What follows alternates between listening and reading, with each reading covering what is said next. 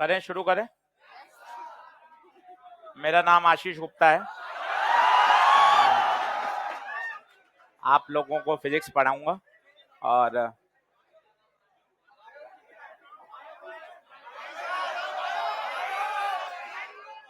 जितने आपको चिल्लाना है, मजे करना है, आज ही कर लीजिए, क्योंकि रोज रोज हम ऐसा करेंगे तो फिर हम क्लास में नहीं बैठ पाएंगे, है ना। तो क्योंकि देखो, क्लास का डेकोरम सबसे जरूरी है। मजे अपनी जगह हैं, पर सबसे जो ऊपर है वो पढ़ाई है, ठीक है ना। तो अभी आपको जितने भी कमेंट और जितने भी टाइम पास दिख रहे हैं, वो अगले 7 दिन में सबको मैं बाहर रवाना कर दूंगा, ठीक है। तो जितने भी चिल्लाने वाले हैं, कमेंट करने वाले हैं, उनकी आयु 2 से 3 दिन है बस, है ना। तो आप अगले 3 दिन में आप देख लीजिए, सब रवाना कर दूंगा मैं। सिर्फ जो पढ़ने वाला बच्चा है वो क्लास में बैठेगा, क्योंकि हमें बहुत लंबा पढ़ना है। इलेक्ट्रोडायनेमिक्स पढ़ना है, जो लगभग 80 लेक्चर का टॉपिक है ना। तो इसमें बहुत बॉन्डिंग चाहिए, पढ़ाई चाहिए, रोज होमवर्क चाहिए, क्लास नोट्स चाहिए, तब जाके काम चलेगा। ये 15, 20, 22 लेक्चर का नहीं है जिसमें आपने मजे मजे में निकाल लिया। बड़ा टॉपिक है, तो अपन को बहुत ध्यान से पढ़ना है और धीरे धीरे धीरे चीजों को कंट्रोल करते हुए पढ़ना है कि नहीं यार, हमें सर क्लास का डेकोरम एट पार्ट चाहिए। अब इसमें क्या क्या बातें हैं वो पहले मैं आपको बता देता हूं। अगर हम क्लास 12th की बात करें तो टोटल अगर जो नीट का फिजिक्स का है पार्ट, उसमें क्लास 12th का पिछले 5 साल से चेंज हो गया है वेटेज। पहले तो लगभग 50-50 आता था, पर अगर 2019-20 से देखें तो पैटर्न एकदम चेंज हो गया है। 12वीं का वेटेज कितना कर दिया गया है? 60%। आप बैक टू बैक कोई भी पेपर उठा के देख सकते हैं। इसके अंदर भी अगर हम चलें तो 12वीं में 3 हिस्से होते हैं। एक होता है इलेक्ट्रोडायनेमिक्स, एक होता है ऑप्टिक्स, और एक होता है मॉडर्न और सेमी, ठीक है। ये 3 हिस्से होते हैं। अगर इलेक्ट्रॉनिक्स की बात करें तो लगभग यहां 18 से 19 क्वेश्चन आते हैं। ऑप्टिक्स की बात कर रहे हैं, मॉडर्न सेमी की बात कर रहे हैं, ऑप्टिक्स से पिछले साल 4 से 5 क्वेश्चन आए हैं, और यहां आते हैं मॉडर्न के 5 और 3 8। तो आप जोड़ेंगे तो 18 4 12, 12 और 18 लगभग 20 क्वेश्चन हो गए। और 20 होने भी चाहिए, 30 हो गए, 30 होने भी चाहिए। 50 का 60% कितना होता है? 30। अब मोटा मोटा क्या है, ये वाला पोर्शन, ये सबसे बड़ा है और हाईएस्ट वेटेज है इसका। इसके भी अगर हम टुकड़े करें तो सबसे ज्यादा जो वेटेज है और जो सबसे सरल चैप्टर है वो है करंट कैपेसिटर। इसके हर साल 5 से 6 क्वेश्चन आ रहे हैं। आसान क्यों है, पहले मैं आपको वो बताता हूं। क्योंकि ना इसमें कोई भी टॉपिक ऐसा नहीं है जो आपने नहीं सुना। ओम्स लॉ 10वीं से सुन रहे हैं, आर बराबर rho L by A, resistance, current, voltage, series combination, parallel combination. तो भाई ये 6 क्वेश्चन मतलब आप मान के चलो बोनस है, अगर आपने अच्छे से पढ़ लिया तो। और आसान चैप्टर है। तो अपन सबसे पहले हेडिंग डाल रहे हैं, पहला हिस्सा जो अपन शुरू करेंगे वो शुरू करेंगे करंट कैपेसिटर। तो लिखिए सेक्शन ए, पहला चैप्टर जो हम शुरू कर रहे हैं वो शुरू करेंगे करंट कैपेसिटर। तो एक ये हर साल चेंज होता है, कभी मैग्नेट शुरू करते हैं, कभी इलेक्ट्रो शुरू करते हैं। तो करंट कैपेसिटर लेने के पीछे जो रीजनिंग है वो ये है कि ना 6 क्वेश्चन एकदम से 20 लेक्चर में अपने कब्जे में आ जाएंगे तो एक कॉन्फिडेंस लेवल बढ़ जाएगा कि अरे यार एक सरल चैप्टर हमारा तैयार हो गया। तो हेडिंग डाल लीजिए करंट प्लस कैपेसिटर। और सभी लोगों से प्यार से रिक्वेस्ट है कि भैया पढ़ने पे ज्यादा फोकस करेंगे तो बढ़िया है। कंपटीशन का लेवल हम सब देख चुके हैं। हमारे पास इस साल 630 से ऊपर 128 एडमिशन है, 630 प्लस। इसका मतलब है सभी को पता है 640, 642, 645 पर जनरल कैटेगरी में गवर्नमेंट सीट कहीं नहीं मिली, है ना। तो ये एक ऐसा मैसेज है कि यार हमें पढ़ाई बहुत करनी है और कर सकते हैं, ऐसा कुछ भी नहीं है। पेपर इतना बेसिक लेवल पे आ रहा है कि आप आराम से 160, 170 और मेहनत करके 180 की तरफ बढ़ सकते हैं, अगर आप तरीके से पेपर को करें। 70, 80, 90 के अब जमाने गए। 10 साल पहले जब हम पढ़ाते थे तो बच्चा 100 नंबर फिजिक्स में जोड़ता था और उसका काम चल जाता था, क्योंकि 550 पे एडमिशन हो जाता था। पर अब सिचुएशन चेंज हो गई है, तेज गति से बदलाव हो रहा है, और फिजिक्स स्ट्रॉन्ग करना इसलिए जरूरी है। अगर फिजिक्स का कॉन्फिडेंस बढ़ता है तो हम केमिस्ट्री बायो में और अच्छा करते हैं। हम क्या रिवर्स कैलकुलेशन करते हैं, पहले बायो के जोड़ते हैं, फिर केमिस्ट्री के जोड़ते हैं, फिर टोटल में से घटाते हैं, फिर जो फिजिक्स के आते हैं उनको देखते हैं क्या हम कर पाएंगे।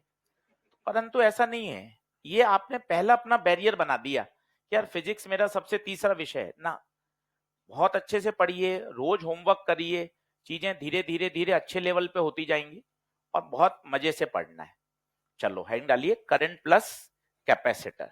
आज का लेक्चर इंट्रोडक्शन है, सब कुछ आप ऑलमोस्ट जानते हैं, पर कोई भी बात ऐसी नहीं है जो सिर्फ ये बोली जाएगी यार ये तो आपको पता होगा, ये जानते होंगे। हर पॉइंट नोट्स में आएगा, चाहे आपको पता है नहीं पता है। पता है तो समय कम लगेगा, नहीं पता है तो उसको हम अच्छे से डिस्कस करेंगे, पर सिस्टमेटिक सब चीजें आएंगी। ऐसा मानते हुए कि हमने कभी करंट कैपेसिटर पहले नहीं पढ़ा है, हर पॉइंट हर बात एकदम सिस्टमेटिक अपन पढ़ेंगे। तो सबसे पहले लिखिएगा electric current.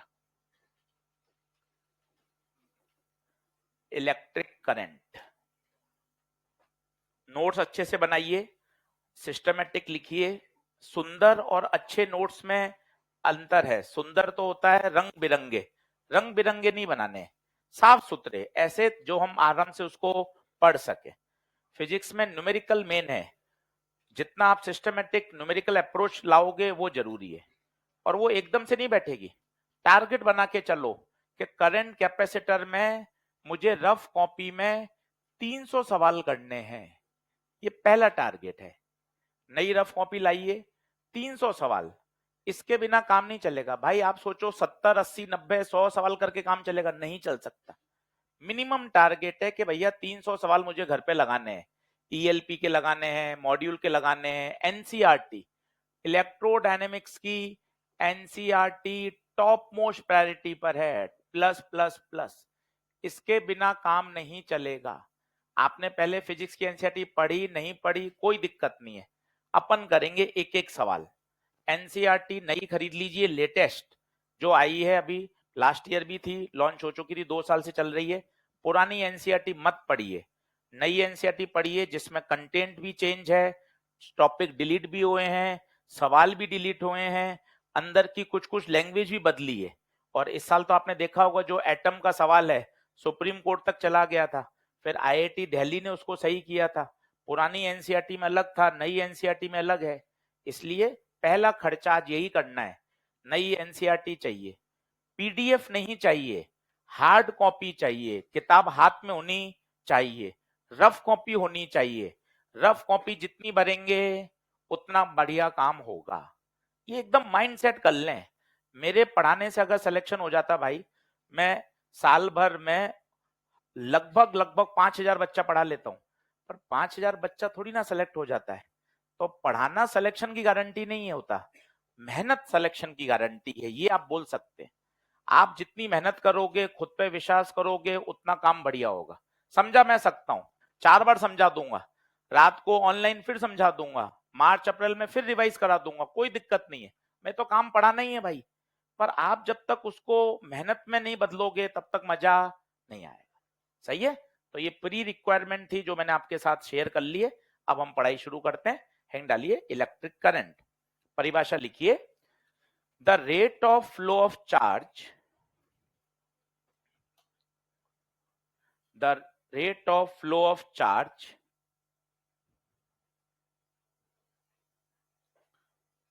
from any cross section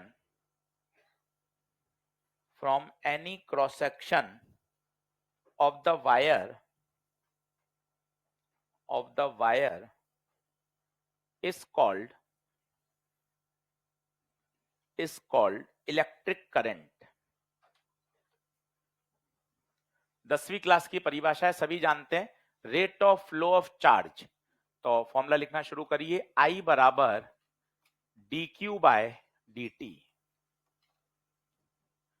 सबसे standard formula, the rate of flow of charge किसी भी क्रॉस सेक्शन से, मान लो ये कोई क्रॉस सेक्शन है और इसका जो एरिया है वो है डी ए का मतलब है बेटा स्मॉल एरिया। यहां से जो चार्ज पास हुआ वो हुआ डी क्यू, कितने टाइम में हुआ, डी टी टाइम में। तो इस क्रॉस सेक्शन से जो करंट होगी उस करंट का फॉर्मूला होगा आई बराबर D Q by D T, the rate of flow of charge. Current को दो तरीके से कैलकुलेट किया जाता है।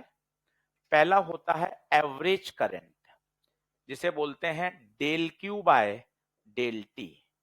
डेल क्यू का मतलब होता है टोटल चार्ज फ्लोन बटा डेल टी टोटल टाइम।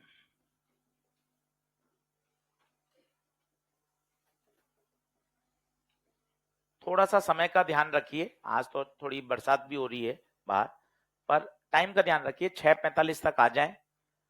एक एक मिनट कीमती है, पूरा पढ़ेंगे, पूरा समय का यूज करेंगे तभी काम चलेगा। तो 2 दिन 3 दिन 5 दिन ले लीजिए, कोई दिक्कत नहीं है, एडजस्ट हो जाइए। और फ्रीक्वेंसी मैच करेगी तो ज्यादा बढ़िया रहेगा। जो हम चाहते हैं वैसा आप करोगे तो हम भी बिल्कुल वैसे ही करेंगे जैसा आप चाहते हो कि नहीं सर, चीजों को समझा दो, वापस पढ़ा दो, अटेम्प्ट करा दो।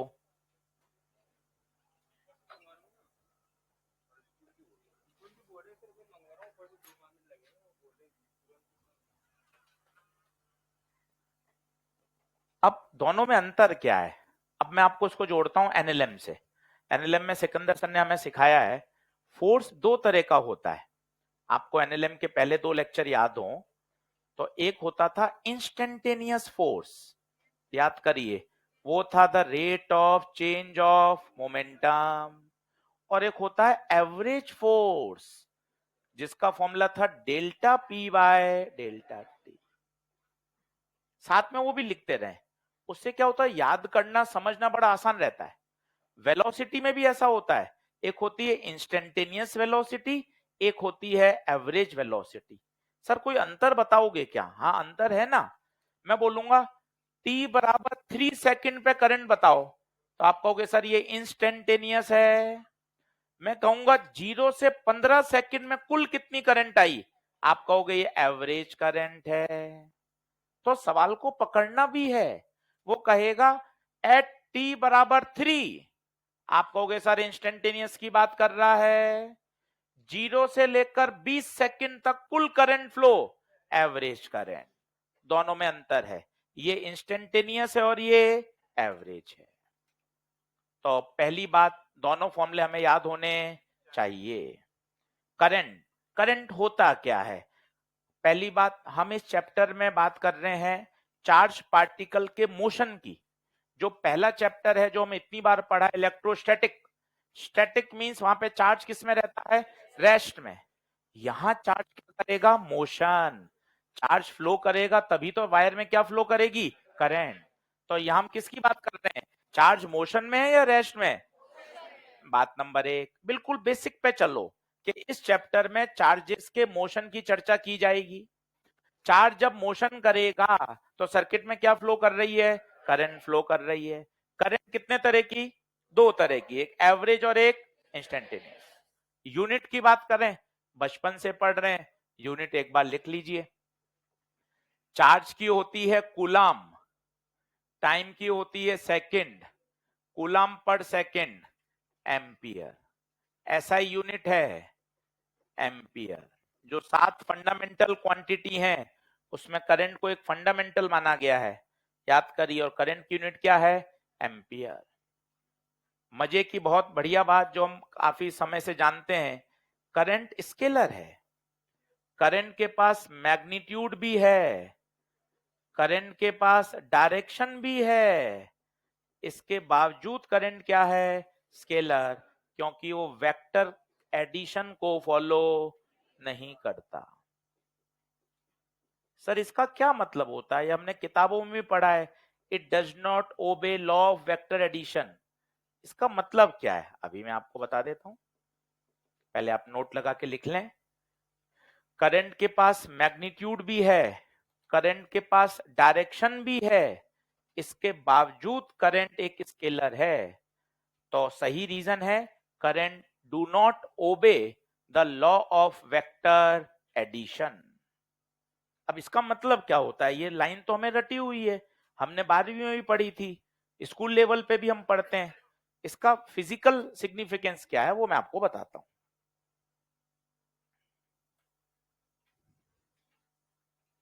क्या नेक्स्ट स्लाइड कर दूं क्या? करंट के पास मैग्नीट्यूड भी है, करंट के पास डायरेक्शन भी है, बट फिर भी ये लॉ ऑफ वेक्टर एडिशन को फॉलो नहीं करता। चलिए क्या कहना चाहता हूं ध्यान से देखिएगा, आराम से समझिए। ये 2 एम्पियर आ रही है, ये 3 एम्पियर आ रही है, तो बताइए इसमें कुल कितनी जाएगी? 5 एम्पियर। ये है किरचॉफ का फर्स्ट लॉ जो 5 दिन बाद आएगा। अब भी हम देख सकते हैं किसी भी जंक्शन पे चार्ज कभी स्टोर नहीं होता, जितना इनकमिंग होगा उतना 2 और 3, इनकमिंग कितना 5, तो आउटगोइंग भी कितना 5। अब ध्यान से देखना, ये 2 ये 3, ये बताइए कितना 5।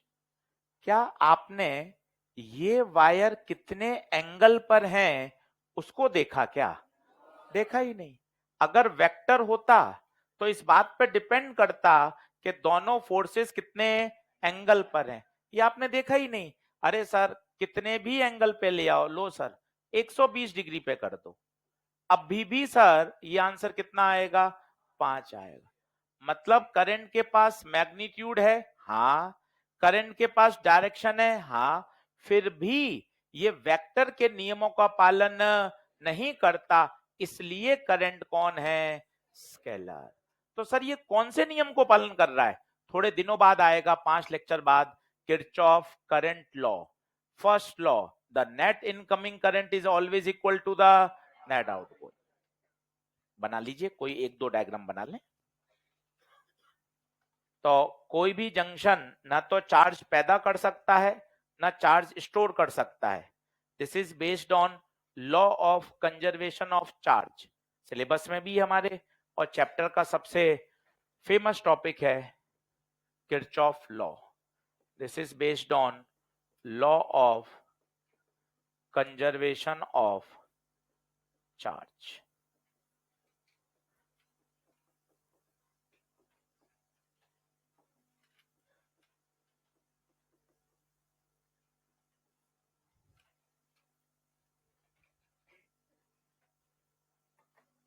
बढ़े आगे, कोई 2 डायग्राम बना लीजिए, ज्यादा बनाने की आवश्यकता नहीं है।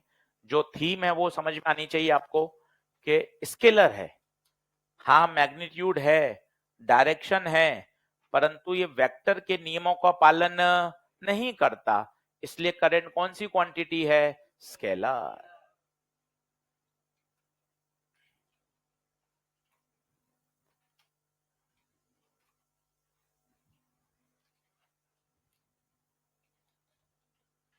बढ़े आगे, चलो अब कुछ पॉइंट्स मैं आपको लिखाता हूं जिससे हमारे अब न्यूमेरिकल हम धीरे धीरे उसकी तरफ बढ़ेंगे। तो लिखिएगा,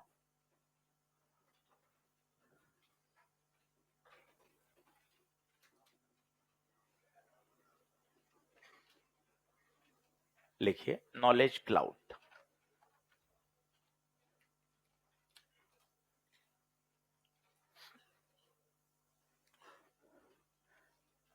कुछ पॉइंट्स बीच बीच में थोड़े से और, कि सर पिछले साल पढ़ा हुआ है, नोट्स बने हुए हैं, तो क्या वही नोट्स लेके बैठ जाऊं क्या? पहला पॉइंट है ना। तो इसका आंसर है बिल्कुल भी नहीं बैठिए, क्योंकि अगर आप सिर्फ देखेंगे तो फिजिक्स समझ में नहीं आएगी। फिजिक्स सवाल करने से सॉल्व होती है।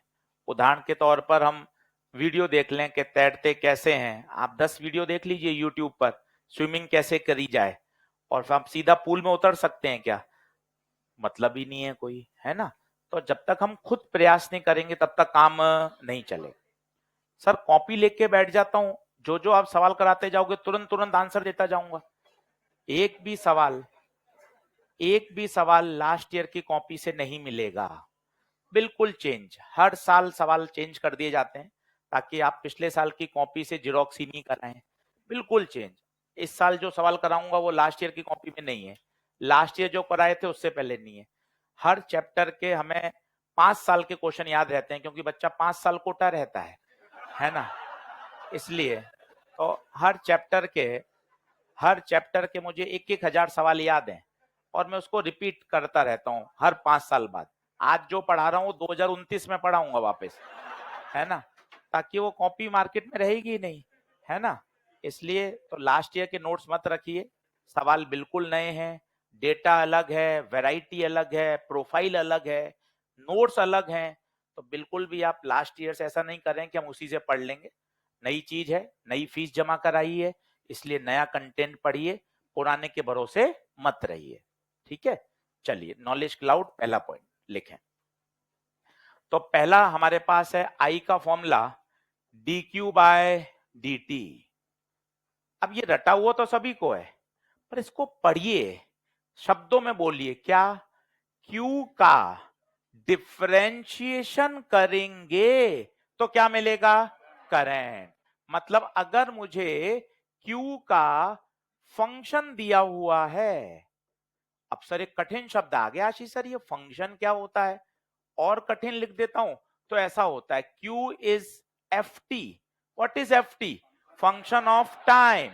उदाहरण के तौर पर q दे रखा है 2t square plus 5t, q दे रखा है T Q minus 5t square plus 6t। तो इससे दोस्ती करिए। ये क्या है? ये q का फंक्शन है जो किस पे डिपेंड कर रहा है? टाइम पर। बड़े लोग इसको ऐसा लिखते हैं, q is a function of t। हम गरीब लोग ऐसा लिखते हैं, बड़े लोग ऐसा लिखते हैं q is a F T. q F T का मतलब q किस पे डिपेंड कर रहा है? टाइम पर। तो जब जब q का टाइम के रेस्पेक्ट में डिफरेंशिएट करोगे तब तब आपको क्या मिलेगी? करंट। तो पहला नॉलेज क्लाउड क्या है? अगर मुझे q का फंक्शन गिवन है तो मुझे इसका क्या करना है? डिफरेंशिएशन करना है। और डिफरेंशिएशन करूंगा तो बताओ मुझे क्या मिल जाएगी? करंट। तो ये सब पहली प्रोफाइल का सवाल है। आपको देखते क्लिक करना चाहिए, पढ़ने का आनंद तब है कि सर पहली प्रोफाइल q का फंक्शन दिया हुआ है। फंक्शन का मतलब क्या होता है? q की निर्भरता है किस पर? टाइम पर। जैसे जैसे टाइम बदलेगा वैसे वैसे q बदलेगा। तो q is a function of time. q दे रखा है, क्या कर दो इसका? डिफरेंशिएशन। मुझे क्या मिल जाएगा? करंट।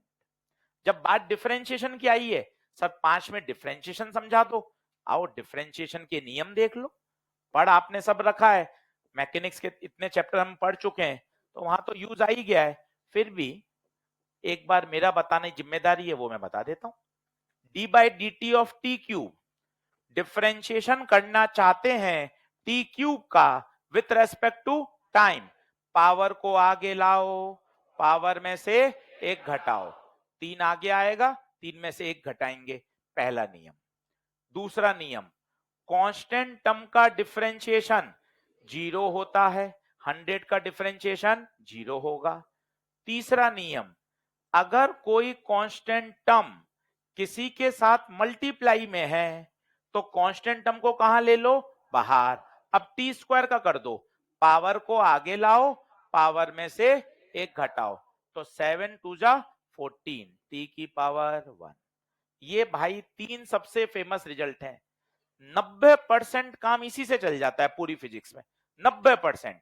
पहला नियम, पावर को आगे लाओ, पावर में से एक घटाओ, कांस्टेंट टर्म का डिफरेंशिएशन 0, और अगर कांस्टेंट टर्म किसी के साथ मल्टीप्लाई में है तो उसको कहां ले आओ? बाहर। तीनों नियम शॉर्ट में लिख लो। आते हैं, बहुत अच्छी बात है, लिखा हुआ रहेगा तो एक कॉन्फिडेंस रहता है कि हाँ सारी बातें गो थ्रू होना जरूरी है। लिख लें।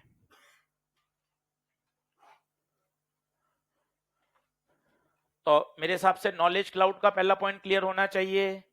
2-3 बार मन में रिवाइज करो कि अगर Q का फंक्शन दे रखा हो तो पहला स्ट्राइक सीधा क्या करना है मुझे? उसका डिफरेंशिएशन। और अच्छा लिखना चाहते हो तो ये I नहीं है, I इंस्टेंटेनियस है। क्या ये बात भी सही है? अगर एवरेज होती बच्चों तो वो del Q by del T होता। अभी सवाल आएंगे, एवरेज भी आएगा और इंस्टेंटेनियस भी आएगा, तो तुझे आंखें खोलनी पड़ेंगी कि अगर आशीष सर इंस्टेंटेनियस पूछ रहे हैं मतलब D Q by D T पूछ रहे हैं, और अगर एवरेज की बात कर रहे हैं तो del Q by del T की बात हो रही है। क्लियर है बात? चलिए पहला पॉइंट ओके है, आगे बढ़े पॉइंट नंबर 2 पर आइए। पॉइंट नंबर 2, पॉइंट नंबर 2 क्या है? इसी को उल्टा करिए, I बराबर है D Q by D T, D T को यहां भेज दीजिए, तो डी क्यू बराबर आई डी टी, दोनों तरफ क्या कर दीजिए? इंटीग्रेशन, दोनों तरफ इंटीग्रेट कर दीजिए, इंटीग्रेट कर दीजिए तो ये हो जाएगा डी क्यू, ये हो जाएगा आई डी टी। बच्चे डी टी चल रहा है तो लिमिट किसकी चलेगी? टाइम की, t1 से t2, डी क्यू को इंटीग्रेशन q,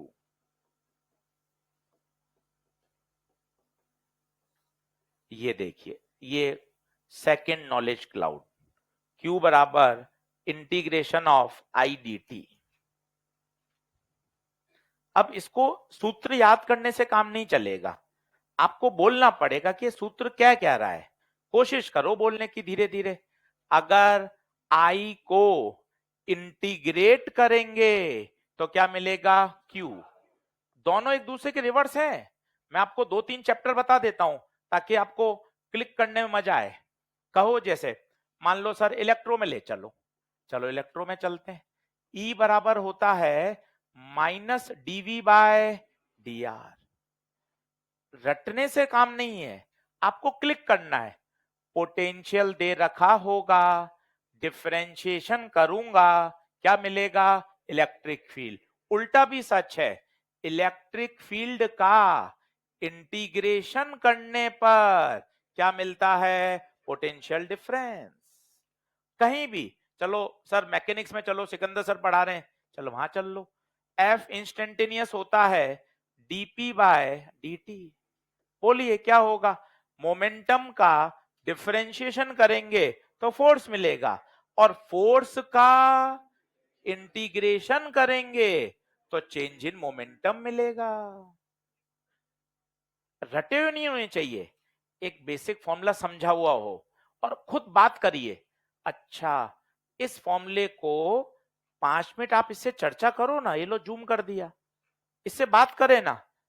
पोटेंशियल का डिफरेंशिएशन करना है विथ रेस्पेक्ट टू आर, क्या मिलेगा? Electric field. अब उल्टा खुद ही बोलो, जब डिफरेंशिएशन पर इलेक्ट्रिक फील्ड मिल रहा है तो इलेक्ट्रिक फील्ड का इंटीग्रेशन करने पर क्या मिलता है? पोटेंशियल। हर चैप्टर में यूज आएगा, हर चैप्टर में। इसको सर काइनेमेटिक्स से जोड़ दो, सर मेरे पढ़ा हुआ है तो आप जोड़ के बता दो। लो, v इंस्टेंटेनियस बराबर dx बाय dt, x का डिफरेंशिएशन करेंगे वेलोसिटी, वेलोसिटी के फंक्शन का इंटीग्रेशन करेंगे, x मिल जाएगा डिस्प्लेसमेंट। तो थोड़ा सा आपने रटा हुआ सब है, उनको आपस में जोड़ो, कनेक्ट करो। कनेक्ट करोगे तो आपको ऐसा लगेगा मुझे हर समय सब याद है। नहीं तो क्या होता है, अरे सर पहले रिवाइज करने तो, ऐसा चैप्टर तैयार हो कि सर रिवीजन की जरूरत नहीं है, सब दिमाग में सेट है सर। करंट को इंटीग्रेट करोगे तो क्या मिलेगा? चार्ज। बोलो क्या सेकंड पॉइंट क्लियर है? आगे बढ़ो। नॉलेज क्लाउड 3, तीसरा पॉइंट लिखो। तीसरा पॉइंट लिखो। तीसरे में आता है, जैसे कभी कभार ग्राफ गिवन होता है। अभी ग्राफ का क्या मतलब होता है? ये सब ऐसी बातें हैं ना कि आपने खूब पढ़ी हुई हैं और एकदम दिमाग में सेट है। जैसे वाई एक्स कर्व है, ये दे दिया, अब मुझे सर इसका क्या निकालना है? एरिया निकालना है। दो बातें होती हैं, एक होता है एरिया और एक होता है स्लोप। आज 15 मिनट दे रहा हूं, ये हमेशा काम आएंगी। आपने एनएलएम में भी सिखाया है, वर्क एनर्जी में भी सर ने सिखाया है, फिर सिखा रहा हूं। ये हर चैप्टर के बेसिक हैं। ग्राफ आते ही तुझे 2 क्लिक करने हैं नीट में, या तो स्लोप कुछ देगा या एरिया कुछ देगा। पहले एरिया निकालना सीख। एरिया के लिए एक छोटी सी पट्टी ली, ये छोटी सी पट्टी ली, बता यहां कौन चल रहा है, x, तो x का छोटा रूप dx, इसके कॉरेस्पॉन्डिंग वैल्यू है y। इस पट्टी का एरिया बता, स्मॉल पट्टी का एरिया बता, लंबाई इंटू चौड़ाई, y इंटू dx। सर मुझे टोटल एरिया चाहिए, टोटल एरिया चाहिए, कहां से कहां, x1 से। अगर मैं ऐसी बहुत सारी स्ट्रिप ले लूं तो उन सबको क्या करना है, जोड़ना है। जोड़ना मतलब इंटीग्रेशन किसका, y dx, कहां से कहां, x1 से x2। ऐसा कोई चैप्टर नहीं है जिसमें यूज नहीं आया है, चाहे एनएलएम हो, चाहे वर्क एनर्जी हो, चाहे काइनेमेटिक्स हो, चाहे इलेक्ट्रो हो, सभी चैप्टर में यूज आता है। ये बेसिक है, ये ऑक्सीजन है फिजिक्स की, इनसे भागिए मत। हाँ सर एरिया सर निकाल लूंगा, कोई भी। सर थर्मो में ले चलो सर, चल थर्मो में चल भाई। मेरे पास कोई पीवी कर्व दे रखा है, ये पीवी कर्व दे रखा है, तो बताइए एक छोटा सा एलिमेंट लेते हैं, बताइए ये क्या है डीवी, ये क्या है पी। चलिए बोलिए इसका एरिया बोलिए, लंबाई इंटू चौड़ाई, कहां से कहां, V1 से V2, V1 से V2। अब जिसको थर्मोडायनेमिक्स पता है उसको पता है ये क्या देता है, वर्क डन। पीवी कर्व का एरिया क्या देता है, वर्क डन। अभी नहीं पता कोई टेंशन नहीं, पर आपको पता ये है कि अरे सर ये सब चैप्टर में लगेगा, मस्त रहिए। आईटी कर्व, चलो सर अब मैं सोचता हूं, एक बार सभी लोग बोर्ड पे देखो, बोर्ड पे देखो, तरीका सीखो, तरीका सीखोगे तो मजा आएगा। रटोगे, फिजिक्स पढ़ने का अंदाज थोड़ा अलग है, बायो का अंदाज अलग है, सब्जेक्ट से सब्जेक्ट वेरी करता है। आप बायो के अंदाज में फिजिक्स पढ़ोगे तो कचरा कर रहे हो। फिजिक्स तो सब्जेक्ट ही आर्ग्यूमेंट का है, कंसेप्ट का है। जैसे ये आईटी कर्व है, अब सर मुझे इसका एरिया निकालना है, फिक्स पैटर्न है सर, एक छोटा सा एलिमेंट ले लो, बताओ यहां कितना dt, यहां कितना i, इसका एरिया बताओ, लंबाई इंटू चौड़ाई, ये एरिया लिखा। टोटल एरिया बताओ, इंटीग्रेशन किया, कहां से कहां, ये एरिया आ गया। अब मैं बैठा रहा, एक बच्चा दौड़ता हुआ मेरे पास आया, अरे आशीष सर ये क्या है, चार्ज, नॉलेज क्लाउड नंबर 2, ये देखो आईडीटी क्या देता है, चार्ज, ये देख लो आईडीटी क्या देता है, चार्ज। हमने तो एरिया निकाला था, बच्चा बोला अरे सर ये तो चार्ज है। तो आज नया कॉन्सेप्ट आ गया ना, अगर मैं आईटी कर्व का एरिया निकाल लूंगा तो एरिया एरिया नहीं है, क्या है, चार्ज फ्लो। लिख लीजिए, सारी बातें लिखिए, थर्मो भी आनी चाहिए, एक स्टैंडर्ड वाई एक्स कर्व भी आना चाहिए। रिलेट करिए सब्जेक्ट को, टॉपिक्स को, तब मजा है। क्या सर मुझे एट अ टाइम थर्मो का भी कॉन्सेप्ट पता है, काइनेमेटिक्स भी पता है, करंट भी आती है। फिजिक्स तो यही डिमांड करती है, बाकी अपनी अपनी इच्छा है। और वहां तो सब सवाल मिक्स आते हैं, आप सब लोग परीक्षा दे चुके हो, है ना, तो वहां ऐसा तो चलता ही नहीं है कि भाई इलेक्ट्रोडायनेमिक्स तो सारे इलेक्ट्रोडायनेमिक्स के 18 सवाल लगे हुए मिलेंगे। ऊपर नीचे है, सेक्शन ए है, सेक्शन बी है, बीच में रोटेशनल भी है, एसएचएम भी है। आपको क्वेश्चन आइडेंटिफाई करना आना चाहिए। मैंने जो पर्सनली इतने सालों में पढ़ाकर फील किया है, हमें क्या प्रश्न समझ में नहीं आता। अगर कोई पास में बैठ के हमें सिर्फ प्रश्न समझा दे, मैं आपके पास बैठा रहूं, सिर्फ मैं प्रश्न को समझाऊं, क्या गिवन है, क्या पूछा है, बस आप देखिए आपकी एफिशिएंसी डबल हो जाएगी। कोई फॉर्मूला नहीं बताऊंगा, कोई कॉन्सेप्ट नहीं बताऊंगा, सिर्फ आपके पास बैठकर क्या समझाऊंगा, प्रश्न। बॉल आ रही है, टक्कर हो रही है, वेलोसिटी गिवन है, फाइनल पूछिए, बस यही बोलूंगा। आप देखें आप ज्यादा प्रश्न हल कर पाएंगे। तो लड़ाई कहां छिपी हुई है, लड़ाई छुपी हुई है प्रश्न की अंडरस्टैंडिंग में। इसलिए प्रश्न को समझना जरूरी है। उसमें क्या गलती होती है, जैसे हम पढ़ रहे हैं, आई दे रखा है, वी दे रखा है, चल आर निकाल, आप फटाफट कर लेते हो। पर प्रश्न ऐसा तो नहीं आता, प्रश्न आता है वहां लैंग्वेज में लिखा हुआ, उसमें हमारी हालत खराब हो जाती है। हम दे देते हैं मास दे रखा है 2 kg, वेलोसिटी दे रखी है, चल मोमेंटम निकाल, अरे P बराबर mv, फटाफट कर लेते हो। पर परीक्षा में एक भी प्रश्न ऐसा थोड़ी ना लिखा हुआ आता है m2 kg v दे रखा है। वहां आती है लैंग्वेज, और लैंग्वेज से हमारी हालत खराब है। इसलिए पूरे पूरे प्रश्न पढ़िए। एनसीईआरटी पढ़ने को इसलिए तो कहते हैं, वहां की लैंग्वेज काम की है। लैंग्वेज देख के आपकी हालत खराब नहीं होनी चाहिए। मॉड्यूल के पूरे पूरे क्वेश्चन पढ़िए, सॉल्व एग्जाम्पल करिए, लैंग्वेज का खेल है। ऐसे लिखकर करना तो बहुत आसान है, ये बहुत अच्छा लगता है, अरे सर फटाफट हो जाएगा। पर सर ये कौन देगा पेपर में बनाकर? लड़ाई इस बात की है। तो थोड़ा सा आपको बीमारी पकड़नी है। क्योंकि बीमारी क्या है सर, समझ में सब आता है, टेलीग्राम पे लेक्चर देख लेता हूं तो सर ऐसा लगता है फिजिक्स मेरे से ज्यादा कोई अच्छी नहीं जानता है, पर सर सवाल फिर भी नहीं बनते। ये क्या दिक्कत है? दिक्कत है हम बीमारी पर काम नहीं करते। 50% बीमारी है प्रश्न की रीडिंग। रीडिंग पढ़कर ये पता लगाना पूछा क्या है, गिवन क्या है, कॉन्सेप्ट क्या लगेगा। यहां मेहनत करिए, नोट्स बनाने में मेहनत मत करिए। नोट्स तो हाँ सर लिख लिया बहुत है, अब तो सवाल चाहिए।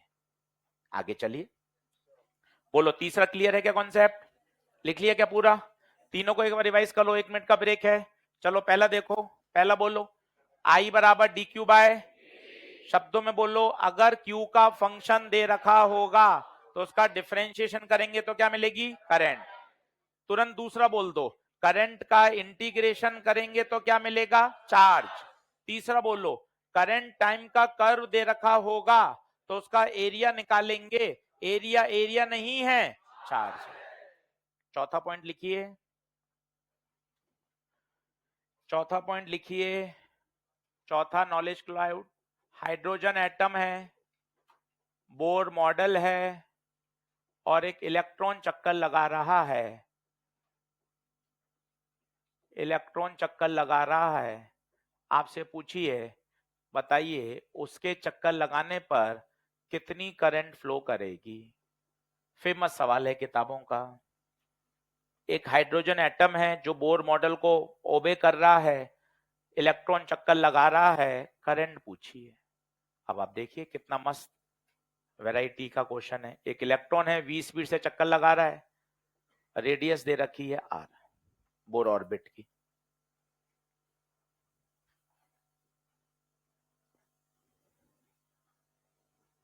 अब पहली बात तो सर करंट क्यों आएगी? सीधी बात है, इलेक्ट्रॉन का क्या हो रहा है? फ्लो हो रहा है। किसी भी पर्टिकुलर सेक्शन से इलेक्ट्रॉन बार बार बार बार बार बार क्रॉस कर रहा है, और जब भी किसी एरिया से चार्ज फ्लो करता है तो वहां क्या फ्लो करती है? करंट। अब बताइए करंट कैसे निकालें? बहुत सरल, आई बराबर Q by T, D Q by D T लिया, स्टैंडर्ड फॉर्मूला है क्यू बाय टी। अब टाइम कहां से लाएं? टाइम, अच्छा स्पीड दे रखी है तो time 9th class, distance upon एक पूरा चक्कर लगाने में डिस्टेंस 2 पाई आर, स्पीड बता v, तो time 2 pi R by v। क्योंकि इलेक्ट्रॉन चक्कर लगा रहा है तो किताबों में q नहीं e लिख देते हैं, तो I बराबर e, टाइम की जगह 2 pi are upon v, v ऊपर चला जाएगा तो ev बटे 2 पाई आर। v कौन है बताओ? v स्पीड या वेलोसिटी, r क्या है? रेडियस। बहुत पॉपुलर फॉर्मूला है, मैं मैग्नेट तक इसको यूज करूंगा, वहां एक मैग्नेटिक मोमेंट पढ़ाया जाएगा तब ये काम आएगा। I बराबर EV अपॉन 2 पाई आर। कभी कभार वो वेलोसिटी ना देकर फ्रीक्वेंसी दे देता है कि इलेक्ट्रॉन के चक्कर लगाने की फ्रीक्वेंसी गिवन है। अब बता भाई करंट कैसे निकालेंगे?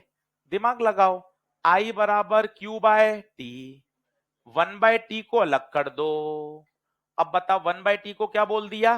F, तो I बराबर क्या आ गया? क्यू एफ, जहां पर F कौन है? फ्रीक्वेंसी। थोड़ा सा समझिए, रटिए कम, दिमाग थोड़ा ज्यादा चलाइए। ये सब वैरायटी ऑफ क्वेश्चंस हैं जो अलग अलग बुक्स में, मॉड्यूल में, पुराने पेपर्स में आए हुए हैं।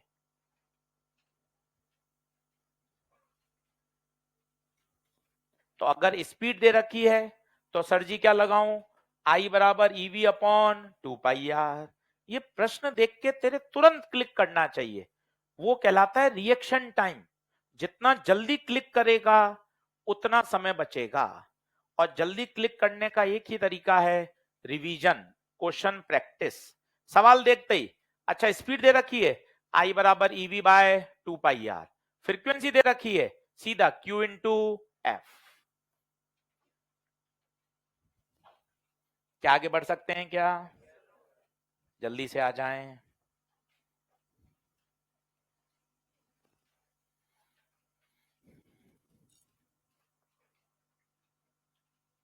पांचवा पॉइंट लिखो।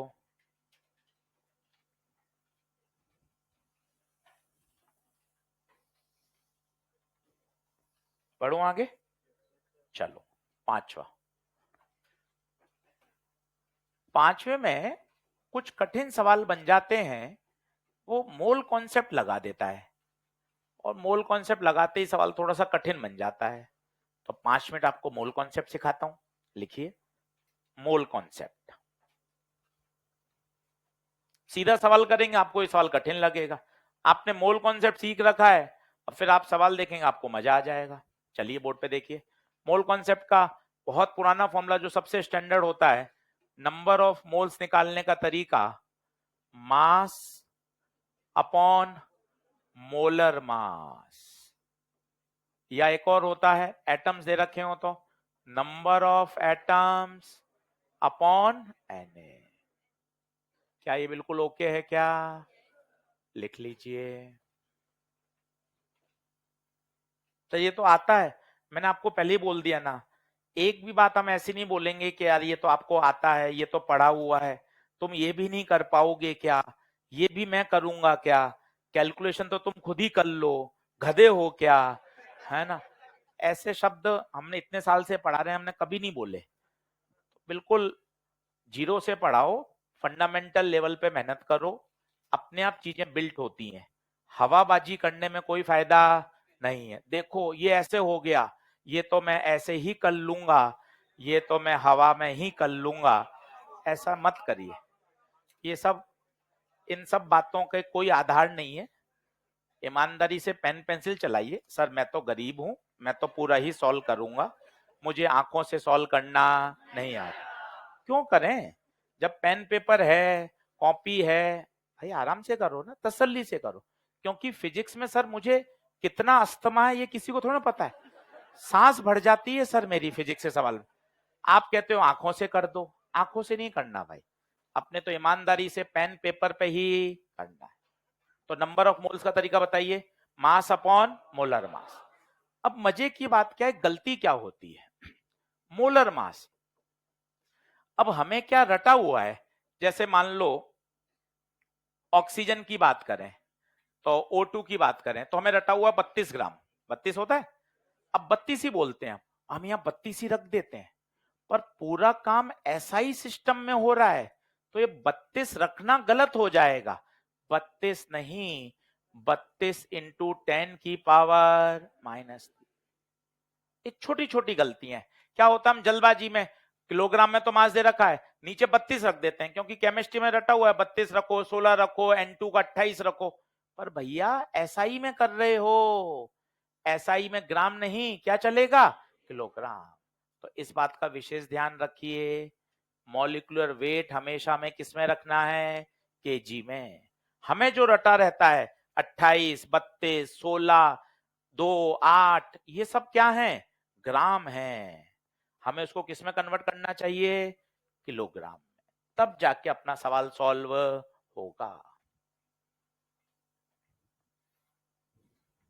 छोटी सी बात है, आनी चाहिए, यही गलतियां कराती हैं। कभी कभार डेंसिटी का यूज आ जाए तो डेंसिटी का बेसिक फॉर्मूला में याद है, फिर भी लिख लीजिए, mass upon volume. Mass upon volume. वो कहेगा फ्री इलेक्ट्रॉन डेंसिटी।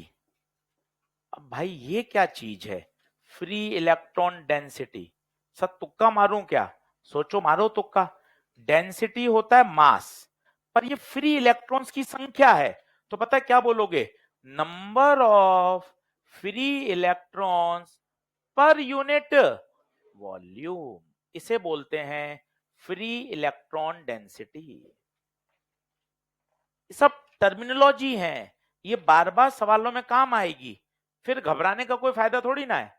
पहले से पढ़ के रखो कि फ्री इलेक्ट्रॉन डेंसिटी, अच्छा number of electrons per unit volume में नंबर ऑफ इलेक्ट्रॉन्स। अगर मैं आपको डेटा बता दूंगा ना, आप हैरान रह जाओगे। कॉपर, कॉपर एक कंडक्टर है, बचपन से पढ़ रहे हैं। अरे कॉपर क्यों कंडक्टर है? अरे सर फ्री इलेक्ट्रॉन्स होते हैं, बिल्कुल सही बात है, पर इसके फ्री इलेक्ट्रॉन डेंसिटी सुनोगे ना तो देखना आपको मजा आएगा। फ्री इलेक्ट्रॉन डेंसिटी भाई होती है 10 की घात 26। आप सोच के देखो, 1 मीटर क्यूब में कितना? 10 की पावर लाख, 10 लाख, 1 करोड़, 10 करोड़ नहीं, 10 की पावर 26। 1 मीटर क्यूब में इलेक्ट्रॉन्स की संख्या, कोई न्यूमेरिकल नहीं है। पर जब हमें 20 दिन यही पढ़ना है, कॉपर का वायर है, करंट फ्लो कर रही है, करंट इलेक्ट्रॉन्स के कारण फ्लो करती है, तो एक आइडिया तो हो, एक रफ आइडिया तो है कि पिताजी के पास कितना पैसा है, तब तो पता चले कि हाँ भाई साथ बने रहना है ना। तो 10 की पावर 26 पर मीटर क्यूब। मीटर क्यूब में 1 मीटर क्यूब में कितने इलेक्ट्रॉन? 10 की पावर 26। ऐसे ही लिख दिया, इस पे कोई ना डेटा याद करना है ना कोई प्रश्न है, पर जानकारी है, होनी चाहिए। अगला लिखिए, छठा पॉइंट, डिस्चार्ज ट्यूब कॉन्सेप्ट। छठा लिख लीजिए, फिर छहों को वापस रिवाइज करना है, फिर मैं न्यूमेरिकल कराऊंगा। छठा पॉइंट लिखेंगे, डिस्चार्ज ट्यूब कॉन्सेप्ट। अब ये बड़ा एक फेमस सवाल है, वैसे तो सेमीकंडक्टर में आता ही आता है, पर यहां भी पूछा जाता है। वो कह रहे हैं, एक आपके पास ट्यूब है जिसमें पॉजिटिव आयंस भी हैं और नेगेटिव आयंस भी हैं, और दोनों आयंस एक दूसरे के अपोजिट मूव कर रहे हैं। करने भी चाहिए क्योंकि दोनों का नेचर अलग अलग है। ये अपोजिट मूव कर रहे हैं,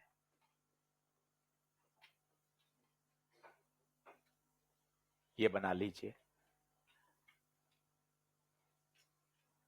दोनों आयंस अपोजिट मूव कर रहे हैं। तो हमें ऐसा लगता है कि यार टोटल करंट पूछी है, तो हम सोचते हैं यार अपोजिट करंट है, अपोजिट मोशन है, तो क्या होगा? करंट सब्ट्रैक्ट होगी। मजे की बात है, टोटल करंट ऐड ही होगी। क्यों होगी मैं आपको भी समझा देता हूं। अपोजिट मोशन हो रहा है, बार बार वो हम सवाल पढ़ते हैं तो हमें अपोजिट अपोजिट दिखता है, हम सोचते हैं अच्छा अपोजिट है, करंट घटा दो। नहीं भाई, करंट ऐड ही होगी। क्यों होगी अभी सिखाता हूं। तो इसके लिए एक पुरानी बात याद करनी पड़ेगी, 7वीं 8वीं में हम पढ़ते थे, एज अ कन्वेंशन, ये कन्वेंशन माना जाता है, करंट की दिशा हमेशा फ्लो ऑफ इलेक्ट्रॉन्स के अपोजिट होती है।